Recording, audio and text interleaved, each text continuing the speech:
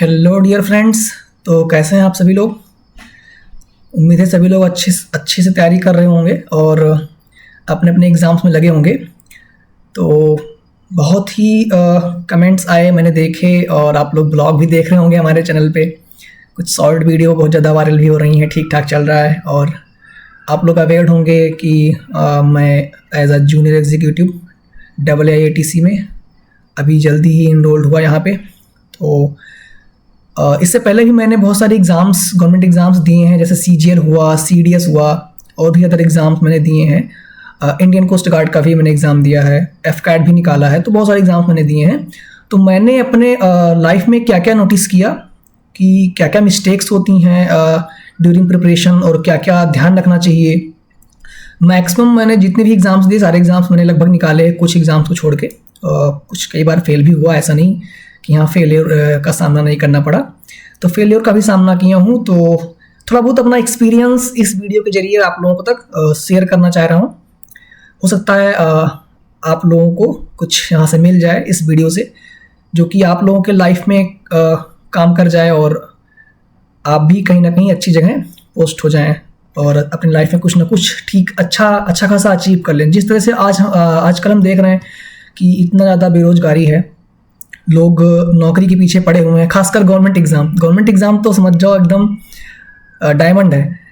तो उसके अकॉर्डिंग मैंने कुछ यहाँ पे प्लान किया कि कुछ मैं बताता हूँ आपको उसके बारे में। इस वीडियो में मैंने 4 से 5 मेजर पॉइंट्स कवर किए हैं जो कि मैंने अपने लाइफ में फील किया। मैं आपको शेयर कर रहा हूँ क्या क्या मिस्टेक्स होती हैं, क्या क्या आपको ध्यान रखना है, ये सब बताऊँगा इस वीडियो में। बाकी ब्लॉगिंग वगैरह तो आप लोग देख ही रहे होंगे, कैसा लग रहा है आप लोग बताइएगा।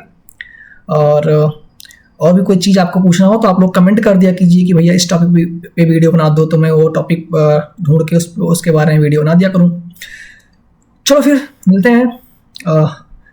तो 90% ऑफ गवर्नमेंट एग्ज़ाम जो एस्पिरेंट होते हैं, 90% गवर्नमेंट एग्ज़ाम के जो एस्पिरेंट होते हैं उनका क्या क्या मिस्टेक्स करते हैं, वो प्रिपरेशन के दौरान क्या क्या मिस्टेक्स होती हैं उनसे, या फिर मिस्टेक्स के बारे में तो हम बात करेंगे ही, उसका सोल्यूशन क्या है, क्या क्या ध्यान रखना है जिससे कि प्रॉपर आप किसी एग्ज़ाम की प्रिपरेशन कर पाएँ और अपने लाइफ में कोई अच्छा ठीक ठाक एग्ज़ाम निकाल पाएँ। तो चलते हैं, बात करते हैं। तो आज का जो टॉपिक है हमारा, उसके अकॉर्डिंग जो पहला पॉइंट है वो आपके सामने है, लैक ऑफ स्ट्रैटेजी। मतलब जो भी आप तैयारी का जो तरीका ढूंढ रहे हैं, जो आप तरीका बना रहे हैं, उसमें कहीं ना कहीं लैक हो रहा है, कहीं ना कहीं कमी है आपके उसमें। हिंदी में कहेंगे कमी।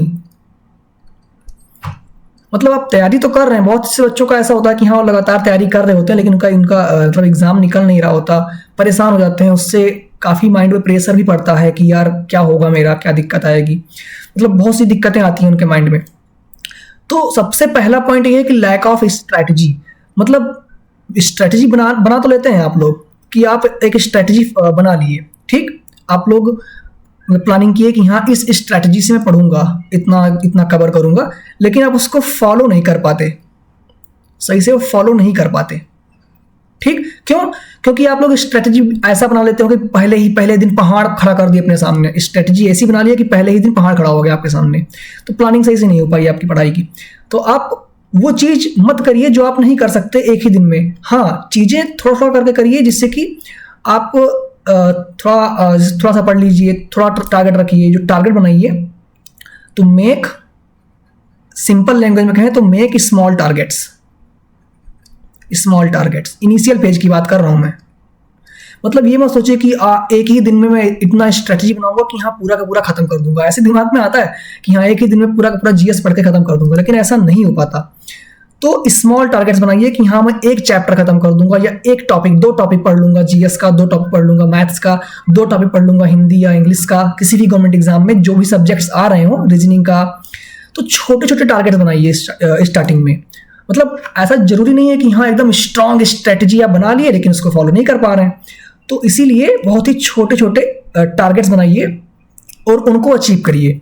आप देखेंगे जब आपको ऐसे छोटे छोटे टारगेट्स अचीव करते हो, 1 वीक का टाइम जब हो जाएगा ना, 1 वीक के अंदर ही आपके अंदर सुधार आएगा, आपके अंदर इंप्रूवमेंट दिखेगा कि हाँ यार मैं तो थोड़ा बहुत आने लगा है मुझे।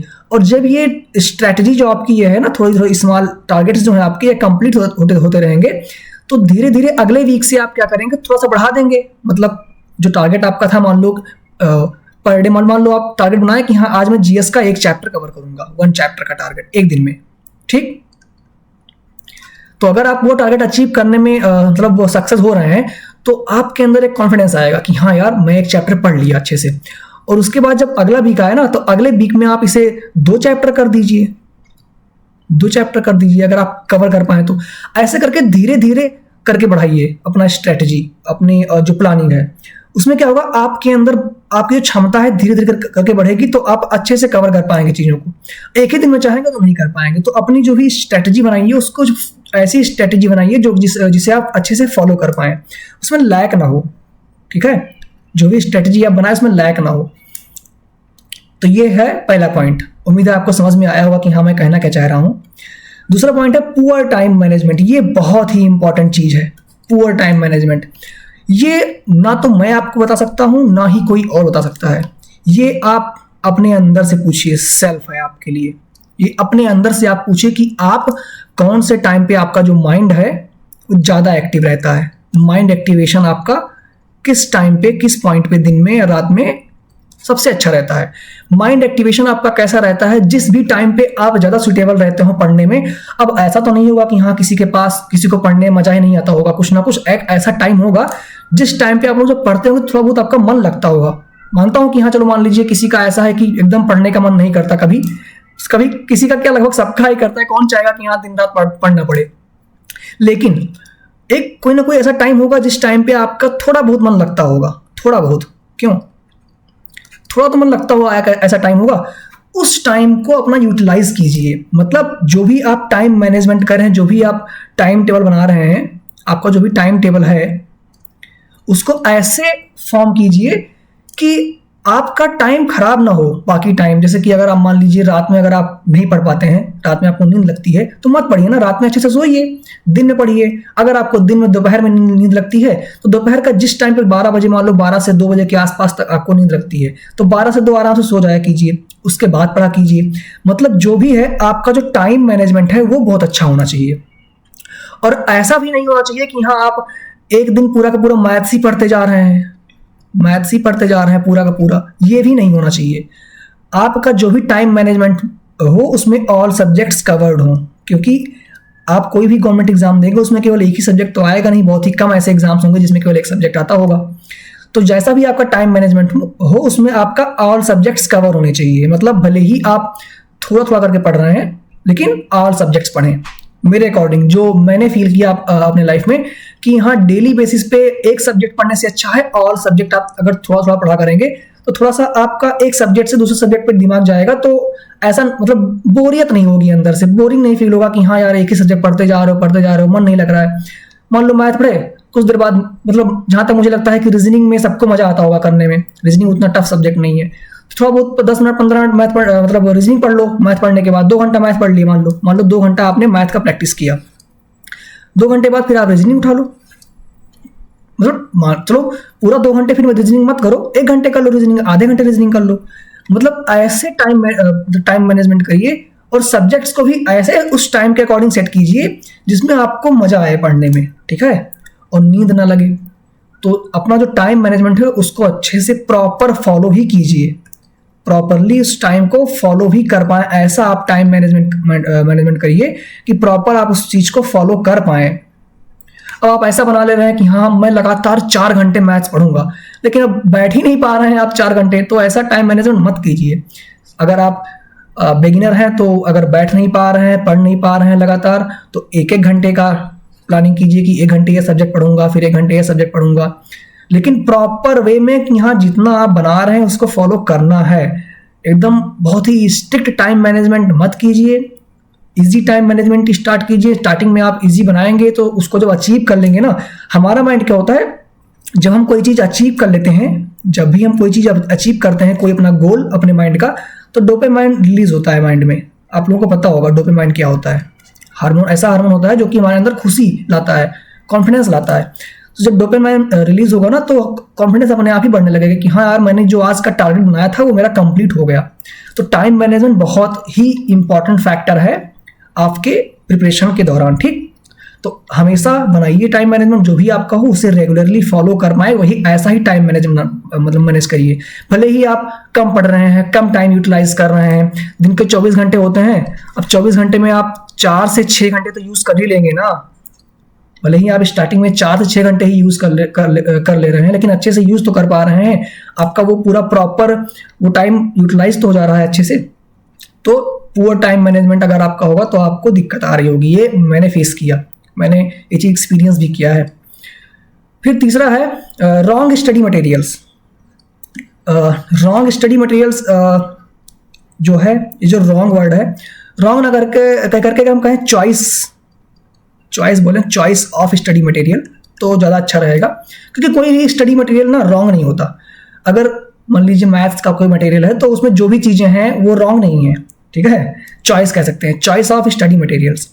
मतलब क्या है इसका, इस पॉइंट में मैं आपको ये बता रहा हूँ कि जो भी मटेरियल आप चूज कीजिए ना, भले ही आप क्या करो, मतलब मान लो आप किसी भी एग्जाम की तैयारी करना स्टार्ट करने जा रहे हो, तो भले ही आप अपना 8 से 10 दिन लगा दो, 8 to 10 डेज लगा दो केवल एक स्टडी मटेरियल चूज करने में कि हाँ मुझे ये चीज़ पढ़ना है, ठीक है।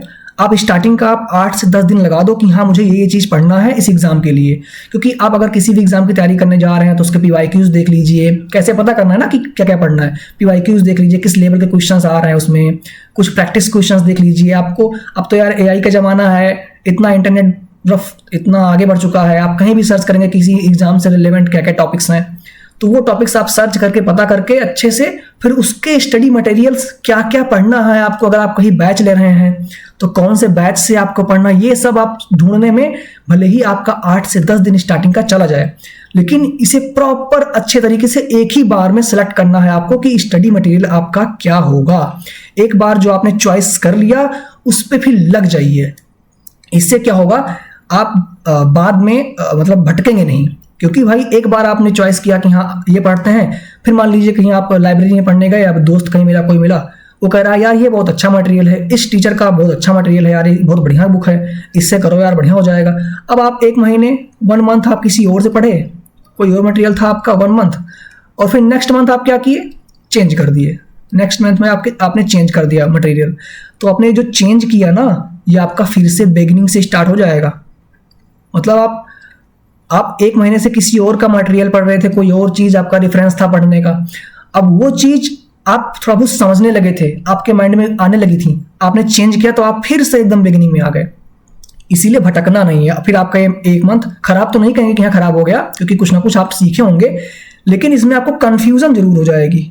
और आपने ये चीज जहां तक अगर आप किसी भी गवर्नमेंट एग्जाम की तैयारी किए होंगे तो आपको ये चीज़ फील भी हुआ होगा। ये केवल गवर्नमेंट एग्जाम के लिए नहीं, किसी भी एग्जाम के लिए अगर आप तैयारी कर रहे हैं कोई भी किसी भी चीज़ के लिए, तब भी ये अप्लीकेबल है उसके लिए। आपको कन्फ्यूजन होगी, आप भटकने लगेंगे, लेबल कुछ और रहेगा उसका। तो इसीलिए जो भी स्टडी मटेरियल चूज कीजिए, भले ही आपका कुछ टाइम लग जाए, लेकिन प्रॉपर एक बार चूज कर लीजिए, प्लानिंग कर लीजिए, एक डायरी में या फिर किसी एक पेज में लिख लीजिए, फिर उसी को फॉलो करना है, ओनली उसी को फॉलो करना है रेगुलरिटी के साथ में।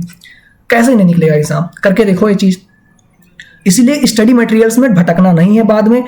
हाँ कोई वो किसी और का पढ़ रहा है, भाई पढ़ो, तुम किसी से मतलब मत रखो कि अगर कोई पढ़ रहा है किसी और चीज का तो पढ़ो। हाँ एक बार रेफरेंस के लिए आप देख सकते हैं कि हाँ इसमें है क्या क्या, किसी दिन लेके देख ले कि हाँ इसमें क्या क्या चीजें हैं, ये चीजें हैं, चलो ठीक है। लेकिन जो भी आप स्टार्टिंग में फॉलो कर लिए हैं वो फॉलो कीजिए अच्छे से। स्टडी मटेरियल इसीलिए अच्छे से चूज कीजिए और उसे अच्छे से फॉलो कीजिए, पूरा का पूरा प्रॉपर।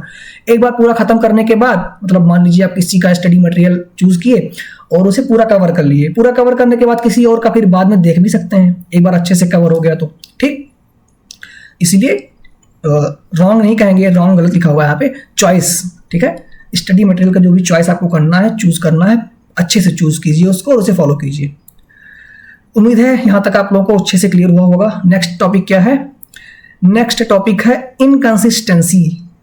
यहाँ पे लिखा हुआ इनकंसिस्टेंट प्रिपरेशन, मतलब इनकंसिस्टेंसी। इनकंसिस्टेंसी मतलब कि आप ध्यान नहीं दे रहे हैं अच्छे से, पढ़ाई में आपका मन नहीं लग रहा है। ये चीज सबके अंदर होता है, ध्यान नहीं दे रहे हैं या फिर मन नहीं है, मतलब आप कंसिस्टेंट नहीं हो पा रहे हैं पढ़ाई को लेके, प्रिपरेशन में आप। ये चीज बहुत लोगों के साथ में होती है। क्यों होता है? प्रेशर, बहुत लोग मैं खुद भी एक मिडिल क्लास फैमिली से था, तो कहीं ना कहीं माइंड पे अपनी फैमिली का भी प्रेशर रहता है कि हाँ भाई एक जॉब मिल जाए, कहीं ना कहीं सेटल हो जाए। इन सब चीज़ों की वजह से कंसिस्टेंसी ब्रेक होती है जब आप परेशान होते हैं और उस टाइम पे ना कुछ समझ नहीं आता यार, एग्ज़ाम नहीं निकल रहा है आपका कोई, तब भी बहुत ज़्यादा दिमाग एकदम डिस्टर्ब हो जाता है कि यार क्या करेंगे आखिर हम लाइफ में, यार कुछ हो नहीं रहा है। ठीक, तो उस केस में आपको करना क्या है, आपको उस पॉइंट पे अपने आप को रोकना है, अपने आप को समझाना है। वो कोई आपको समझाएगा कुछ भी करेगा, हाँ हो सकता है बहुत लोग ऐसे दोस्त होते हैं वो समझाते हैं। उस पॉइंट पे आपको सेल्फ डिटरमाइन करना है वो चीज़ें, ठीक है, सोचना है और अपने आप को समझाना है कि यार कुछ नहीं है, प्रिपरेशन तो मैं कर रहा हूँ, कर लूंगा, मतलब अपने आप को मोटिवेट करना है। सेल्फ मोटिवेट कहें तो और अच्छा वर्ड है ये, सेल्फ मोटिवेट। ठीक, ये चीज, ये जो इनकंसिस्टेंसी है ना, ये अपने प्रिपरेशन के दौरान देखो आती सबके प्रिपरेशन में, सबके, मेरे में भी आई थी, सबके प्रिपरेशन में इनकंसिस्टेंसी आएगी जब आपका कंसिस्टेंसी ब्रेक होगा। लेकिन इस इनकंसिस्टेंसी की वजह से रेगुलरिटी में दिक्कत नहीं आनी चाहिए। रेगुलरिटी, आपकी रेगुलरिटी ब्रेक नहीं होनी चाहिए।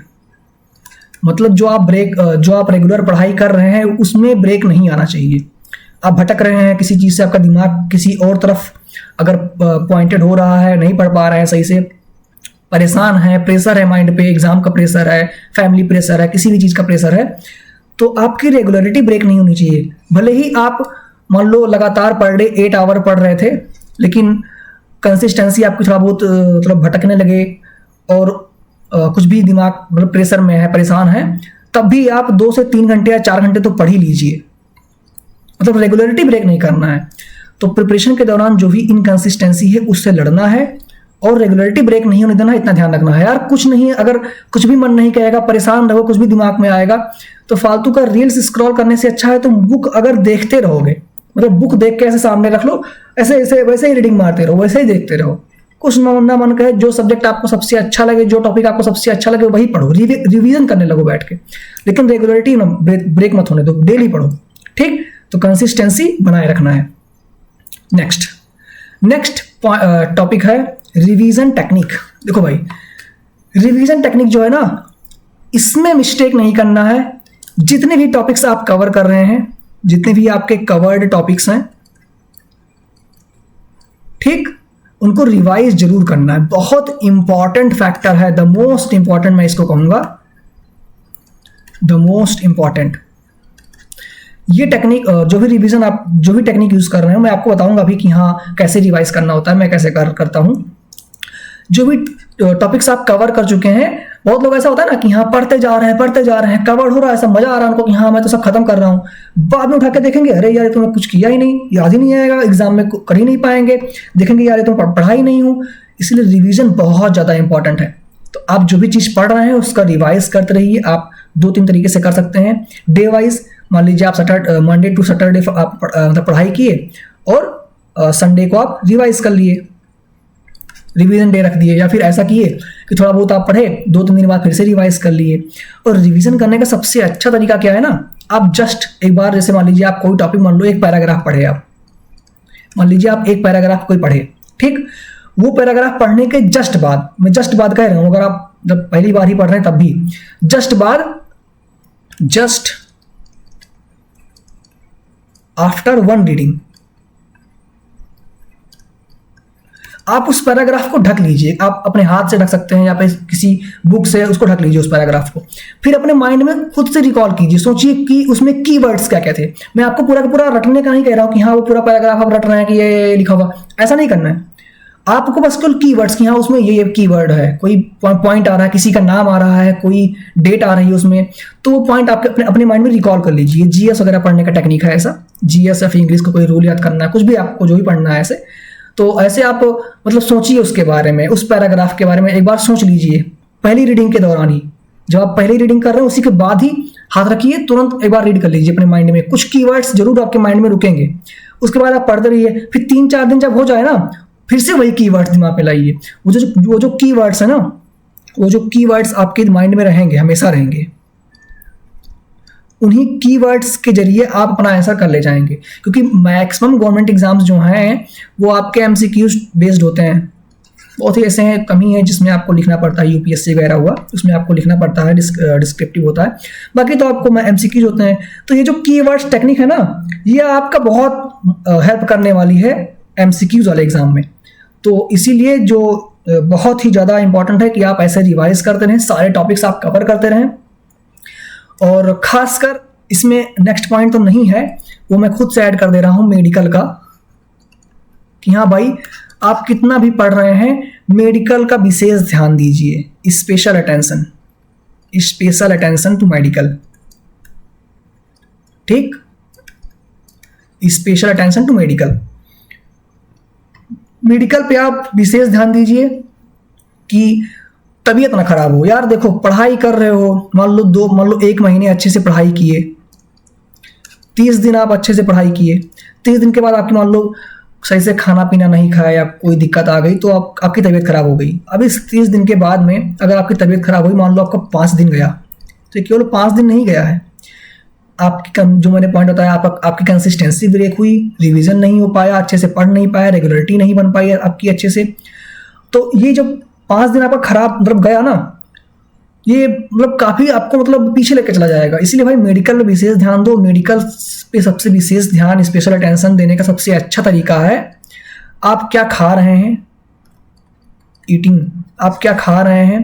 ठीक, बहुत ज़्यादा इफेक्ट करता है उस पर। कितना आप सो रहे हैं, स्लीपिंग, अच्छी नींद लीजिए। ऐसा नहीं है कि किसी के पास टाइम नहीं होता होगा, अच्छी नींद लीजिए, अच्छे से खाना खाइए।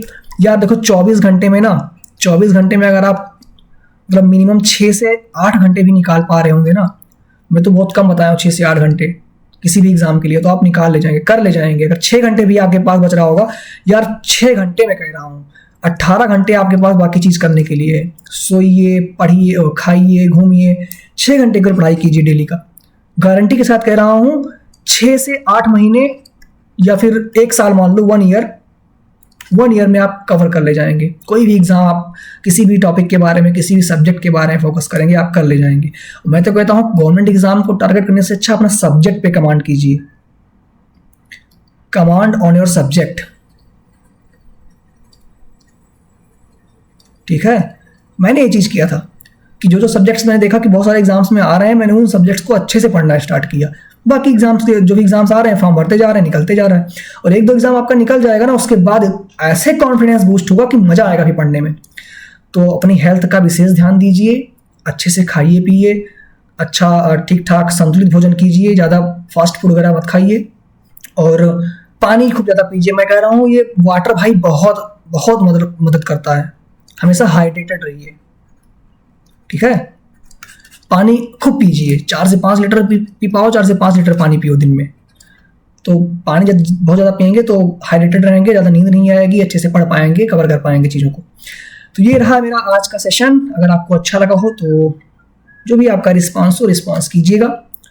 उम्मीद है सबको पसंद आया होगा, या जैसा भी है आप कमेंट कर सकते हैं। अगर कुछ दिक्कत है इस वीडियो में, कोई प्रॉब्लम है आपको, तो शेयर कर सकते हैं कमेंट में। बाकी मैं कोशिश किया हूँ कि अपनी चीज़ें मैं आपको शेयर कर पाऊँ, जो मैंने एक्सपीरियंस किया, जो मेरे माइंड में थी। मैं बहुत दिन से ये सेशन करने का सोच रहा था, लेकिन आज मुझे टाइम मिला तो मैं बना दिया वीडियो। उम्मीद है आप लोग इससे आप लोगों को कुछ ना कुछ मिला होगा, और अगर थोड़ा बहुत भी आप इससे कुछ सीख रहे हैं, आप अपने लाइफ में अप्लाई करके कुछ छोटा मोटा कुछ भी अचीव कर पा रहे हैं, यहाँ तक कि अगर आप कंसिस्टेंसी ही मेंटेन कर पा रहे हैं अपने लाइफ में, प्रिपरेशन में आपको थोड़ा भी अगर सपोर्ट मिल रहा है इस वीडियो से, तो मैं सोचूंगा कि हाँ ठीक है, मैंने अच्छा किया, मैं कुछ ना कुछ कर पाया आपके लिए। Thank you so much for watching this video. We will meet again in our next session. तो बाकी ब्लॉग तो अपलोड करता ही रहता हूँ, शॉर्ट वीडियो अपलोड करता रहता हूँ, देखते रहिए। मस्त, मिलते हैं फिर नेक्स्ट वीडियो में। Thank you so much, bye bye.